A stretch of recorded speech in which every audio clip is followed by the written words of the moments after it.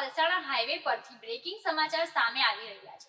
પલસાણા 4 રસ્તા પાસે ઓવરબ્રિજ પર એક ડમ્પરમાં અચાનક ભીષણ આગ લાગી। સદભાગ્યે સમયસર ડ્રાઈવર બહાર નીકળી જતા મોટી જાનહાનિ ટળી છે। આગ લાગતા હાઈવે પર અફરાતફરી મચી હતી। બારડોલીથી સુરત તરફ જતા પલસાણા 4 રસ્તા નજીક ઓવરબ્રિજ પર એક ડમ્પરમાં શોર્ટ સર્કિટ થતા અચાનક ભીષણ આગ લાગી હતી।